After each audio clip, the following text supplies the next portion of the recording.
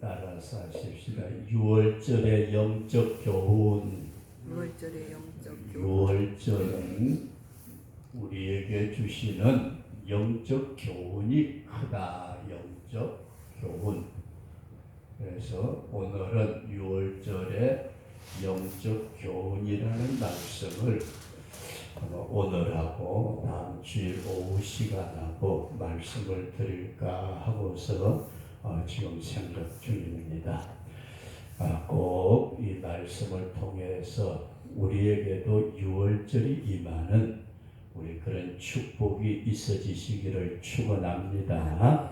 그러면 6월절이 뭐냐 하게 될 때에 지난번에 이런 말씀을 드렸어요. 6월절은 이스라엘 백성들을 애굽에서 종노릇하는 데서 건지기 위해서 종노릇하는 데서 건지기 위해서 하나님께서 재앙을 내리시는데 그 재앙에서 넘어가게 했다. 그래서 아들을 죽이는 장자를 죽이는 재앙에서 넘어가도록 했는데 그 넘어가는 것을 제가 뭐라고 표현을 했느냐 하면은 피할 길이다 그렇게 말씀을 드렸어요. 피할 길. 이 피할 길이 곧 어린 양을 통해서 피를 흘리는 그와 같은 6월절이다 그런 말씀입니다. 그러면서 이 본문 출애굽기 12장에서 하나님께서는 이 6월절에 대해서 대단히 귀한 명령을 하셨어요. 이 명령은 그냥 한 번 지키는 것이 아니고 대대로 영원토록 지켜라. 대대로 아주 너희들의 민족이 살아있는 한 종노릇 하든 뭘 하든 따질 것 없이 대대로 지켜라. 그래서 이스라엘 백성들은 그 주 70년에 예루살렘이 완전히 무너지고 물론 그 전부터 나라의 주권은 없었지만 한 2000년 동안 온 세계에 흩어져 생활하면서도 이 절기는 지켰대요. 유대인들이 희한하게 우리나라 같으면 36년 동안 일본 지배받는 동안에 성도 뭐도 말도 다 빼앗겨버리고 정신마저 빼앗겼는데 이스라엘 백성들은 2000년 동안 이게 영적으로 무슨 의미를 가지고 있는지 모르지만은 2000년 동안 이것을 지켰다 그런 말씀이에요. 그렇게 되니까 하나님께서도 하나님이 약속하신 대로 이스라엘 백성을 나라를 세우고 마지막 종말의 때에 이스라엘 민족의 전체를 구원하는 그런 역사를 이루실 것이다.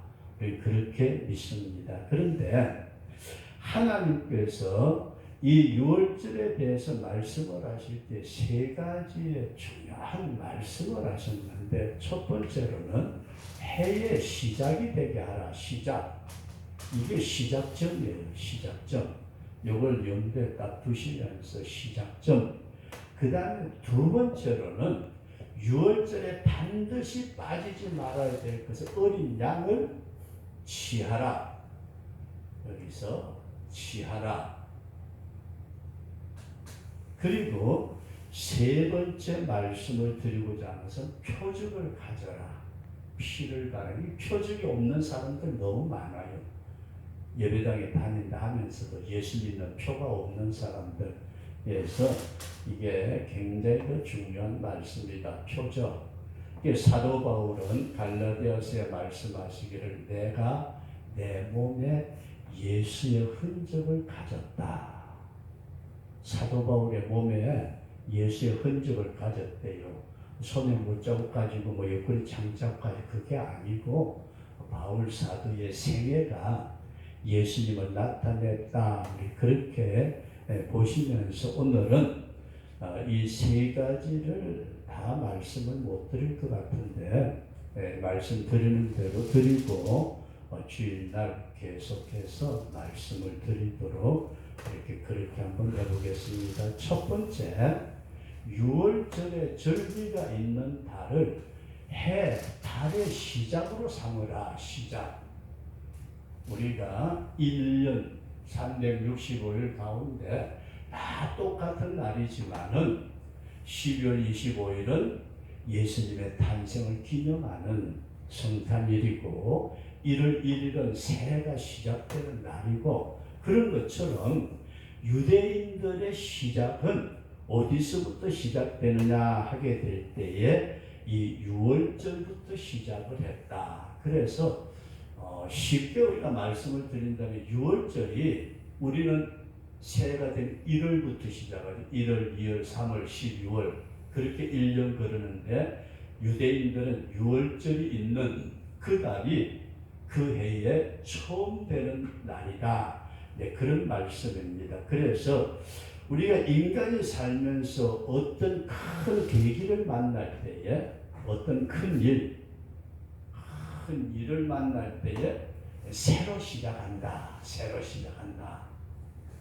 이렇게 얘기를 하는 사람들이 얘기를 할 때가 있습니다. 오래전의 얘기입니다만은 우리나라에 정근모 박사라는 분이 있습니다. 원자력에서는 세계적인 인물이고 서울에 있는 성결교단의 장로님이신데, 지금 뭐 살아계시는지 모르겠습니다만은 그분을 모시고 연합적으로 어떤 집회를 하는 가운데 그분이 간증을 해요. 그때 당시 나이가 아마 제가 생각하기로 한 60대 가까이 된 줄로 아는데, 그분이 그때 와가지고 뭐라고 말씀을 하시느냐 하면, 내 나이가 지금 16살입니다. 이게 또 뭔 소리야? 60대에 과학자가 우리나라의 과학부 장관까지 했던 분이죠. 이런 분이 내 나이가 16살입니다. 그러면서 그 얘기가 뭐냐면, 자기가 예수님을 믿고 완전히 거듭난 체험이 있는 날부터 시작해서 16년이 됐다. 그런 말씀입니다. 그래서 거듭난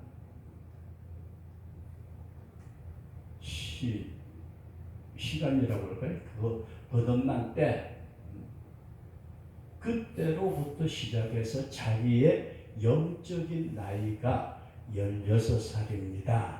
그렇게 얘기를 했습니다. 그런데 오늘 우리는 이 유월절이라는 것에 하나님께서 시작이라는 말을 쓰실 때 우리는 이렇게 생각합니다. 유월절은 이스라엘 백성들의 자유 해방을 주시는 구원의 날이다. 그런 말씀입니다. 구원의 시작. 이 말씀은 우리가 조금 좀 이해를 했으면 좋겠다 싶은 것이 뭐냐 하면은, 우리가 밭에다가 씨를 심잖아요. 씨를 심었는데, 씨를 밭에서 심기 전에는 그냥 우리가 콩이든 팥이든 벼든 다 가지고 있는데, 심어 가지고 어떤 온도와 습도에 맞춰서 싹이 나는 것, 이게 그것의 시작입니다. 그렇다고 해서 그것이 오늘 심었으니까 내일 당장 가서 거두어드리는 게 아니잖아요. 시간이 지나서 열매를 맺듯이 이스라엘 백성들이 종로릇 한 데서부터 구원을 받아 나오는 구원의 시작점이다. 그런 말씀입니다. 그러면은 성도 여러분들과 제가 예수님을 믿는 성도는 우리가 언제 내가 구원이 시작되었을까? 우리가 한번 깊이 생각하시면서 우리는 거듭난 때가 있다. 예수 그리스도 안에서 거듭난 때. 저도 사실은 이 거듭난 때에 대해서는 저도 잘 모르고 있어요. 솔직하게 오늘날 많은 사람들이 자기가 예수 믿어서 거듭났다고 확실하게 느끼는 분이 있는가 하면은, 대부분의 사람들은 그걸 느끼지 못하고 그냥 난 예수 믿는 사람입니다. 그러다가 어느 순간에 성령의 체험을 하는, 예수 믿어서 거듭나서 쭉 자라가다가 어느 순간에 성령이 강하게 은사적으로 어떤 역사를 나타내는 체험을 가진 분들은 많아요. 그마저도 없는 분들도 많이 있습니다. 그래서 우리는 예수님을 믿었던 그날이 거듭난 새 생명의 시작된 날이고 축복의 날이고, 이 날을 통해 가지고 내가 새 생명을 얻었기에 우리가 완전한 주님의 나라의 백성이 되기까지 우리는 두렵고 떨리는 마음으로 우리의 구원을 이루어 가야 된다.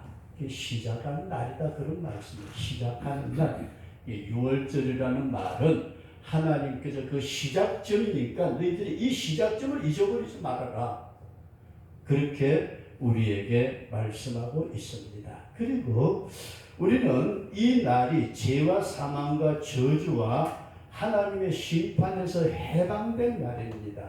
죄, 사망, 저주, 모든 인간은 다 하나님의 심판을 받게 되는데, 멸망받는 심판이 있고 상급받는 심판이 있는데, 어쨌든 심판에서 우리가 벗어난 날이다.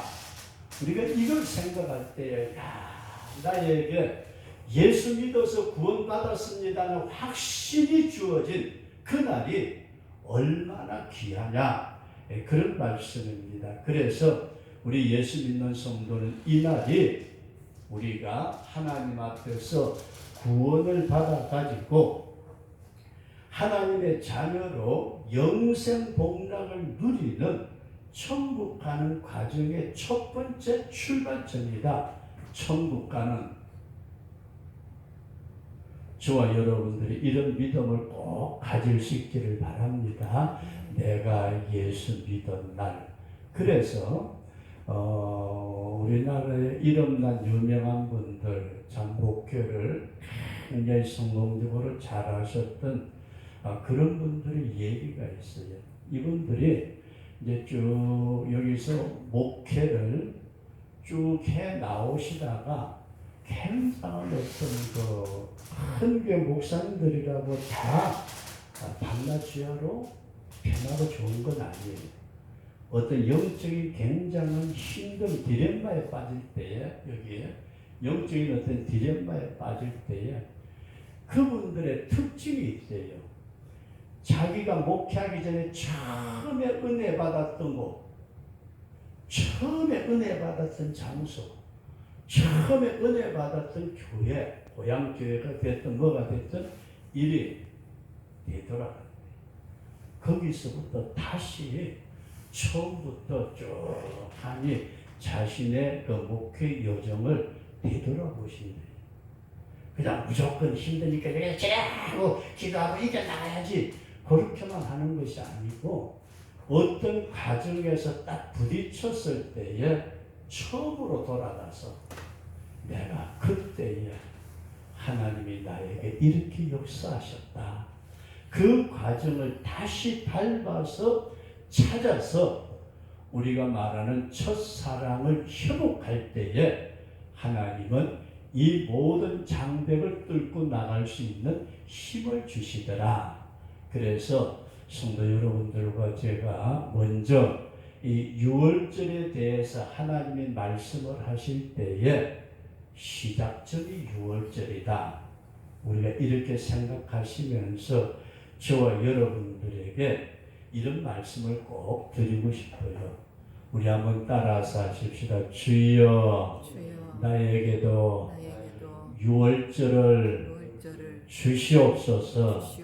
그러니까 확실한 신앙의 어떤 터닝포인트, 모멘트가 생겨나는 우리 그런 시간이 있도록, 그냥 교회 다녀줘 엄마 뱃속에서부터 들락날락 그냥 그러다 보니까 세상 재미에도 가끔 빠지면서도 그냥 교회 생활은 의례껏 하는, 그래서 그러려니 하고서 그냥 교회 다녀주는, 그러다가 어느 한순간에 딱 부딪히면서 이것이로구나, 거듭난 확실한 구원의 시작의 체험이 있는 그날을 뭐라 그러느냐? 유월절이라고 그런다. 그래서 여러분들과 저에게 이 유월절이 내 신앙의 뚜렷한 포인트, 집사님 같으면은 바다의 어떤 그 풍랑 가운데 그 포인트, 그걸 생각을 하면서 내가 그때에 이런 심령을 가졌었는데 지금은 보니까 이 심령은 이만큼밖에 안 남아있고 자꾸 엉뚱하게 나갈 때 요때 부딪힐 때에 다시 그곳으로 들어가서 그래서 처음 시작을 유월절로 해라. 하나님이 말씀하셨다. 우리 그렇게 꼭 이해할 수 있기를 바랍니다. 그 다음에 두 번째로는 어린 양을 취하라 그렇게 말씀을 합니다. 취하라. 이 취하라는 말은 내 것으로 삼으라는 거예요. 내 것으로 어린 양을 내 것으로 삼아라. 그럼 이걸 우리는 성경에서 뭐라고 그러느냐 하면은 믿음을 뭐라고 그래요? 믿음을 어떤 사항을 내가 받아들이는 것을 믿음이라 그렇게 말해요. 그럼 어린 양 예수님을 내가 받아들이는데 성경에 보면은 제물에 대한 말씀을 대표적으로 세 가지만 말씀을 먼저 드린다면은 에덴 동산에서 하나님께서 짐승의 가죽을 가져오셔가지고 어떻게 했어요? 아담과 하와에게 이거 입어라. 아담과 하와가 하나님이 가지고 오신 짐승의 가죽을 취했다. 이 사실을 우리가 기억을 하시면서 두 번째로는 우리가 잘 아는 인간이 하나님 앞에 아벨의 제사 양을 가지고 하나님 앞에 나아갈 때에 아벨은 그 양을 자기 대속으로 바쳐요. 여기에 나중에 말씀드리겠습니다만 정가시키는 건데 내가 잘못을 저질러 놓고 집사님이 잘못한 거야. 집사님 억울하지만은 말도 못할 때도 있잖아요. 그죠? 그러니까 이게 뭔 말씀이냐면은 아벨이 하나님 앞에 나아갈 때 인간은 할 수 없는데 그 양을 취해서 양을 대신 전가시키는 것이었다. 그 다음에 우리가 잘 아는 아브라함은 이삭을 바치죠. 이삭을 바칠 때에 자기 생명을 드린 것이다. 차라리 아브라함에게 아브라함아, 너는 이삭이 이쁘지? 이삭을 잡아 바칠래? 네가 죽을래? 그러면 아브라함 같으면 내가 지금 생각하면 그랬을 것 같아. 하나님, 나는 살 만큼 살았습니다. 젊은 놈 이삭을 살려주시고 저를 죽여주세요. 근데 그렇게 할 만큼 이 어린 양에 대해서, 제물에 대해서 우리에게 말씀을 하실 때 너는 그것을 어린 양을 취해가지고 그 어린 양에게 모든 것을 전가시켜라. 그러면 여기서 우리가 다시 이런 말씀, 이거는 구약시대에 나타난 말씀이고 어린 양에게 전가를 시키자, 전가시킨다. 우리가 출애굽기나 레위기서에 나타난 말씀 보면은 이스라엘 백성들이 양이나 염소나 소를 잡아가지고 하나님 앞에 번제와 제사를 드리는데 레위기 16장에 보면은 아사셀이라는 말이 나와요. 아사셀. 레위기 16장 몇 절인가 아사셀 양이라는 말이 나오는데 이걸 잘 여러분들에게 이 양을 취하라는 말씀이 이런 내용이다. 그렇게 이해할 수 있기를 바라는 것은 두 마리를 데려와요. 여기 한 마리, 두 마리 뿔이 있고 다리도 있고 꼬리도 있고.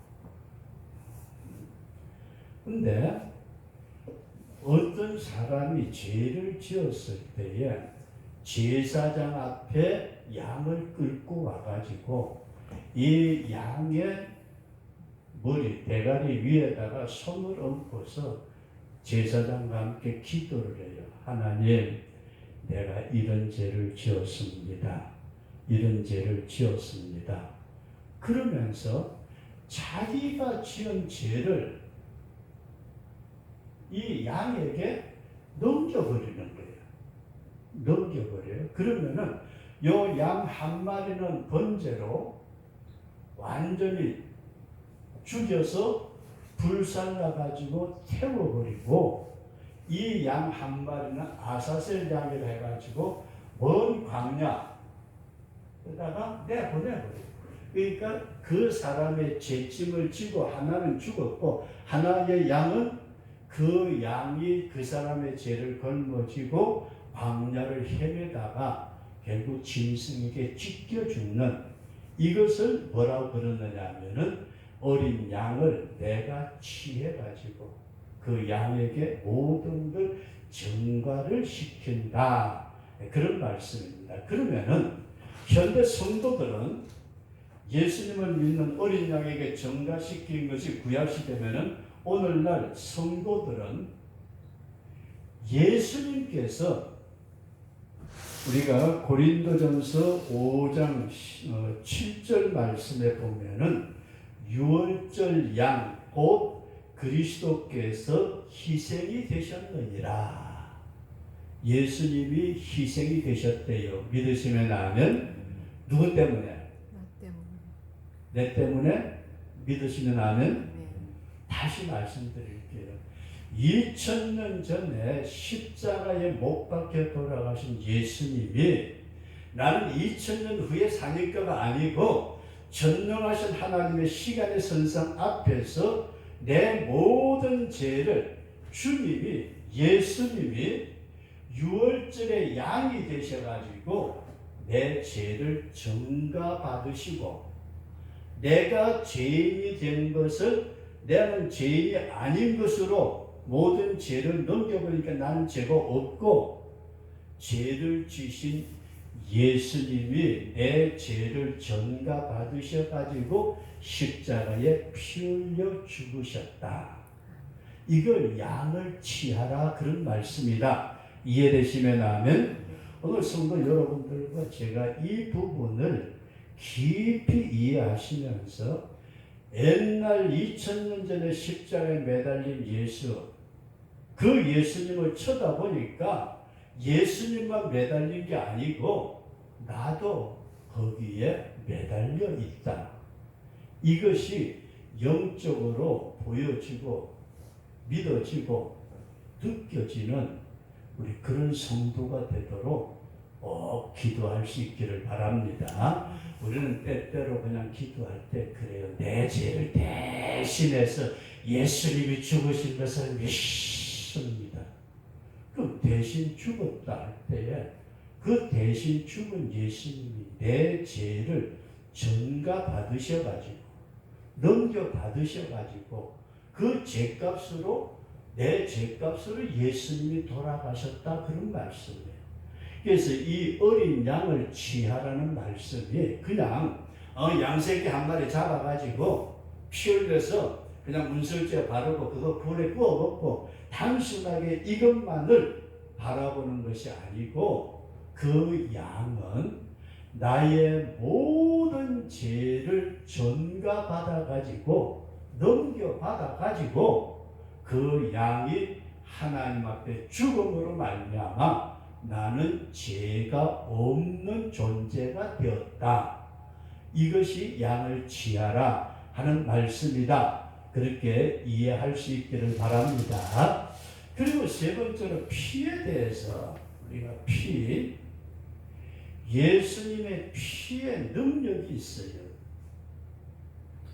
피는 속죄의 능력이 있고, 그 다음에 피는 생명입니다. 우리에게 새로운 생명을 주시는데, 예수님의 피가 첫 번째로는 하나님 앞에서 하나님의 공의, 하나님의 그 의로움 앞에서는 어느 누구도 어떤 티끌만한 죄라도 절대 넘어갈 수 없습니다. 하나님의 공의 앞에서 인간의 어떤 죄든지 간에 절대로 넘길 수 없는데 누구의 피가? 예수님의 피가 하나님의 공의를 넘어가게 만든다.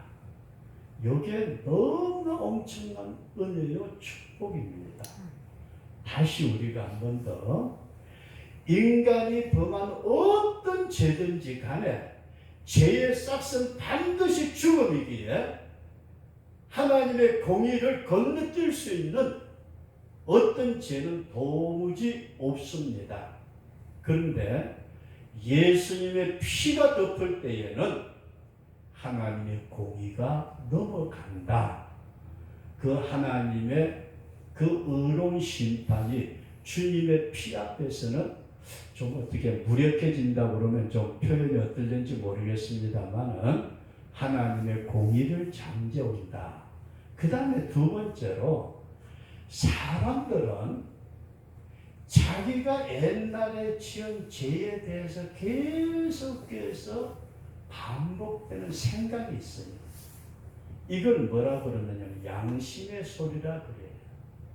너는 옛날에 이런 죄를 지었는데 하고 인간의 양심, 이 양심이 소리를 지르는데 견딜 수 없을 만큼 세상의 많은 종교들이 왜 실패하냐면은 자기의 양심의 소리를 건너뛸 수가 없어요. 근데 누가? 주님의 피는 우리의 양심의 모든 소리를 잠재우고 나는 의로운 사람이야. 그렇게 말할 수 있도록 주님의 피는 우리를 대속해 주셨다. 그런 말씀입니다. 그리고 세 번째로 주님의 피는 요 마귀란 놈이 끊임없이 우리를 괴롭혀요. 마귀의 참소라고 그래요. 마귀 참소. 에이, 니까짓게 뭘 한다고. 네가 아는 게 있어. 네가 하는 게 있어. 옛날에 네 꼬라지 쳐다봐. 그러면서 마귀는 끊임없이 우리를 하나님 앞에, 우리 자신의 양심 속에, 우리 자신의 주변에 끊임없이 우리를 참수하는데 주님의 피는 마귀의 모든 참소를 잠재운다. 그래서 옛날에 그런 얘기가 있어요. 마르틴 루터가 종교 개혁을 하는데 루터가 종교 개혁을 할 때에 힘으로 막 일을 하고 하나님의 그 믿음으로 산다 여러 가지로 그렇게 계획을 해 나갈 때에 마귀라는 놈이 찾아왔대요. 야 루터야. 쳐다보니까 마귀가 와서 마귀 새끼 왜 왔어 자식? 그랬더니 마귀가 루터 보고 그러더래요. 야야야 네 꼬라지 쳐다봐. 네가 무슨 하나님의 일을 한다고? 너 옛날에 네 죄 지은 거 한번 해볼까? 요것도 짓고 요것도 루터가요 자기도 생각지 못했던 죄 있잖아요. 그것까지 마귀가 다 끄집어내면서 너같이 이런 놈의 죄인이 무슨 놈의 하나님의 일을 한다고 야야 그만둬. 그러니까 루터가 마귀를 쳐다보고 그랬대. 야 마귀야 왜? 내 죄가 그거밖에 없나? 그랬더니 마귀란 놈 잠깐 기다려봐. 잠깐만 더 살펴보고 그러더니 미처 말하지 못했던 루터의 모든 죄까지 다 끄집어내가지고 루터한테 얘기를 하면서 야 나 네 죄가 이렇게 많아. 이렇게 죄 많은 놈이 무슨 하나님의 일을 한다고? 그랬더니 루터가 마귀 보고 그랬대요. 마귀야 내 죄가 그거밖에 없어. 그랬더니 마귀가 언제 없어. 야 나 이게 얼마나 큰 죄인데. 그랬더니 루터가 그랬대요. 마귀야 그 모든 죄는 예수님의 피로서 다 용서해 주셨단다. 뭔 말인지 내용이 이해되시면 아는. 그러니까 마귀란 놈은 끊임없이 우리 속에 지난날의 실수와 허물과 범죄와 온전치 못했던 걸 가지고 끊임없이 넘어뜨리려고 하지만은 어린 양 예수를 내가 취할 때에 그 피가 마귀의 참소를 물리쳐 주신다. 그래서 주님의 피의 권능이 그냥 단순하게 씻어준다 이게 아니고 하나님의 공의를 건너뛰도록 만드는, 하나님의 공의 앞에 인간의 죄라는 것은 티끌만큼도 있을 수 없는데도 주님의 피는 하나님의 공의를 건너뛰게 만들고, 인간이 자기 스스로 계속해서 속에서 나는 이런 인간이고 나는 아니야, 너는 내가 다 용서했다 구원의 확신을 주시는 양심의 소리를 잠재우고, 마귀란 놈이 우리가 죽을 때까지 그놈을 걸고 넘어지려고 애를 쓰는데 주님의 피는 이것을 잠재운다. 우리가 이렇게 생각할 때 오늘은 여러분 다른 건 다 그만두고 유월절이 우리에게 영적으로 주는 교훈 가운데 첫 번째가 시작이다. 나에게 영적 유월절을 주시옵소서. 이 유월절이라는 완전한 신앙의 인생의 어떤 포인트가 되는, 터닝 포인트가 되는 이 완전한 어떤 위치. 그 다음에 두 번째로 어린 양을 취하라. 단순하게 어린 양 한 마리 잡아서 고기 먹었다 이것을 말하는 것이 아니고, 그 어린 양에게 내 모든 것을 전가시켜버리는, 내가 가진 모든 것들을 다 전가시키니까 어린 양 예수님이 나의 모든 허물을 다 짊어지시고 내가 죽어야 될 십자가에 못 박힐 것을 주님이 대신 죽어주셨다. 그 흘리신 피를 내가 취할 때에 하나님의 공의를 잠재우고 양심의 소리를 잠재우고 마귀의 참소를 잠재우는 놀라운 능력이 어디에 있다고요? 어린 양의 피에 있으니까 그것을 네가 취하라. 믿음으로 받아들여라. 이런 믿음을 꼭 가지시면서 이번 주일 저녁부터는 불에 구워 먹는 것하고 우리가 제물이 되는 것에 대해서 좀 말씀을 드리면서 같이 유월절을 계속 말씀을 드리려고 하는데, 오늘은 다른 건 다 그만두더라도 주님 나에게도 유월절이라는 키포인트 한 딱 넘어갈 수 있는 어떤 유월절을 주시고 어린 양을 내 것으로 취하는 이런 축복의 사람 되게 해달라고 우리 이 시간 다 같이 한 음성으로 한번 기도하겠습니다.